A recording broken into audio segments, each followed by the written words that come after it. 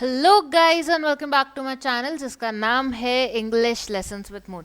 सो आइए चलिए class 9th के बच्चों, आपकी एक पोएम है जो आपकी बुक से है ऑन किलिंग अ ट्री, उसके क्वेश्चन आंसर्स को डिस्कस करता है। इंपॉर्टेंट क्वेश्चंस और उसमें से क्या क्वेश्चन आ सकते हैं आपके पेपर में वो डिस्कस करते हैं। लेकिन अगर आपने पोएम नहीं समझी है, आपको नहीं पता क्या था इस पोएम के अंदर, तो आप डिस्क्रिप्शन बॉक्स के अंदर लिंक पे क्लिक करके इसको समझ सकते हैं। ठीक है, सो पहला क्वेश्चन देखते हैं पोएम का।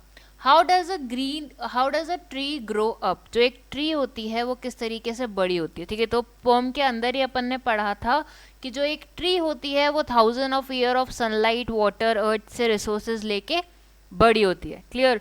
Can we kill a tree with a single jab of knife? Single jab मतलब आप सिर्फ एक चाकू मारो और वो गिर जाए, ठीक है, मर जाए ट्री, तो दैट्स नॉट पॉसिबल, हम ऐसा नहीं कर सकते हैं। ठीक है, इसका आंसर होगा नो।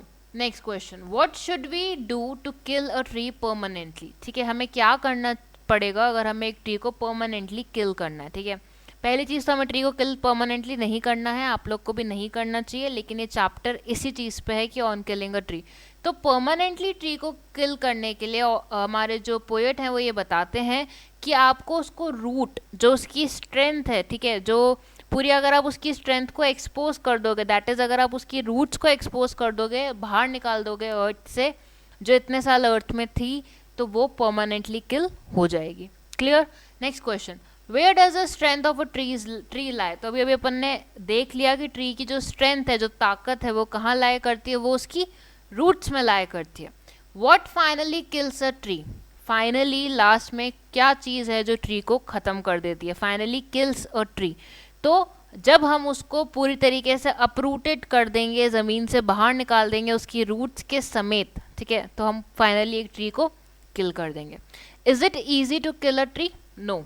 ठीक है, बिल्कुल भी ईजी नहीं है, हमें पहले उसको काटना पड़ेगा, उसकी रूट्स को एक्सपोज करना पड़ेगा, और आपको पता है रूट्स कितनी पावरफुल होती है उसकी। ठीक है, तो बहुत बहुत मेहनत लगती है। और अगर आपका आंसर है नो, तो आप सिर्फ नो नहीं लिख के आएंगे, आप पूरा लिखेंगे no, it is not easy to kill a tree. ठीक है, और ऊपर भी अगर कोई ऐसा आंसर है जिसमें नो आ रहा है या आपके आंसर्स में नो आ रहा है, तो आप सिर्फ ऐसे NO नो लिख के नहीं आएंगे। ठीक है, आप पूरा लिखेंगे। What does it mean by the strength of the tree is exposed? Now this is the very important question from this particular poem. ठीक है, the strength of the tree is exposed. ठीक है, इससे आपको क्या समझ में आ रहा है? इससे हमें ये समझ में आ रहा है कि सबसे पहले जो ट्री की स्ट्रेंथ है वो कहाँ पे लाए कर रही है? वो लाए करती है रूट्स में, ये हमने पढ़ लिया, ये हमें पता है। और अगर उसको एक्सपोज्ड मतलब ज़मीन से बाहर निकाल देते हैं, तो ट्री की जो स्ट्रेंथ है वो क्या हो जाएगी? एक्सपोज्ड हो जाएगी, वो सबके सामने आ जाएगी बाहर। क्लियर? तो ये मतलब है what does it mean by the strength of the tree is expose. और जब हमारी जो स्ट्रेंथ है ट्री की वो एक्सपोज्ड हो जाएगी, तो हमारी ट्री क्या हो जाएगी? फाइनली मर जाएगी, खत्म हो जाएगी। ठीक है, so this question is very important. And again question number 2 that is can we kill a tree with a single jab of knife, तो ये भी बड़ा इंपॉर्टेंट है। क्लियर? अपने आंसर्स को किस तरीके से फ्रेम करना है, आंसर्स लिखते टाइम, मीन्स आप क्या लिख रहे हो, वो बड़ी इंपॉर्टेंट चीज़ होती है। ठीक है, अगर आपको कोई दिक्कत आए, अगर आपको कोई डाउट है उस चीज़ में, तो मुझे कमेंट सेक्शन में मेंशन करिए, मैं कोशिश करूंगी कि आपके सारे डाउट्स को क्लियर करूं। और कोई भी दिक्कत है, कोई भी चैप्टर नहीं समझ में आ रहा, any problem you guys are facing, you can frankly mention in the comment section below.